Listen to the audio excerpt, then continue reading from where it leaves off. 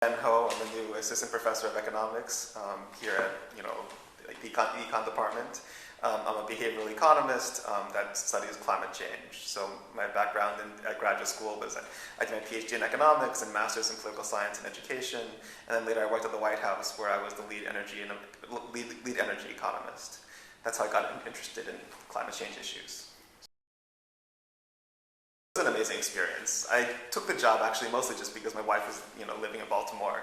But when I got there, I realized that there actually aren't that many economists working at the White House, and that all of a sudden I was sort of in charge of all these environmental issues and energy issues. So pretty much every regulation that went through the White House, every speech that the president or any other top-ranking official gave, every question that the president had about energy or environmental economics sort of came to my desk.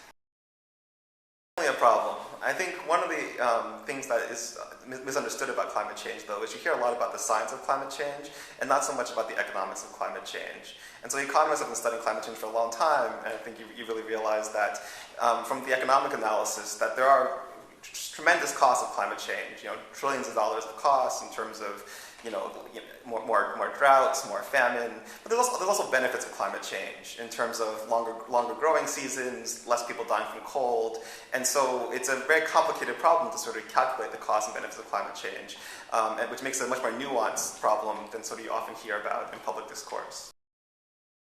Yeah, so that was sort of the niche that I've been looking at, right? So you have lots of scientists sort of studying, the scientific details of climate change, and you have lots of economists sort of studying sort of the, impact of climate change and the policies that we could use to address it. But I think a key part of climate change is thinking about how does psychology and sort of social factors play into understanding the issue.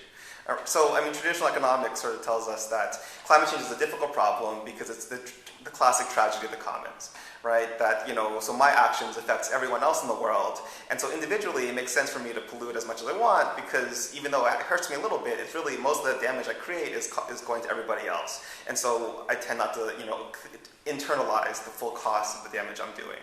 So, how do we fix that? Traditional economics has always been about, using government tools, but I think behavioral economics is pointing out ways to use social tools and, psychological mechanisms. Right. So I think one interesting thing to look at is sort of the history of how do social tools come about to help us, solve these tragedy of the commons problems. The Nobel Prize in Economics just 2 years ago went to Elinor Ostrom, who sort of studies these questions. And the findings has been that actually over time society developed really good mechanisms for solving these problems that seem to be intractable through things like guilt and norms and social pressure. I think one way guilt plays an interesting role is that, I think you would sort of expect that if you, sort of ran experiments on how people think, how nice people are to other people, or experiments on sort of how good people are at solving these sort of tragedy of the commons dilemmas, you would think that, in small primitive societies where people, tend to depend a lot on reciprocity, you would see a lot more of that than in sort of like these, cold market-based societies like the United States. But you find exactly the opposite.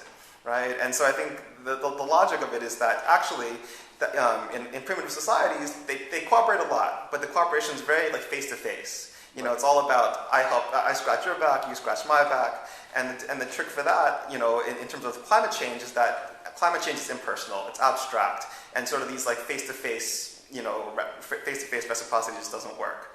Right. But actually, if you look at the experiments for sort of more market-based societies, you find actually quite a bit of cooperation in these sort of abstract anonymous games. Right. And I think that's because in order for us to function in these abstract market-based worlds where you're interacting with people online, on the internet, people you've never seen before, you still have to trust them.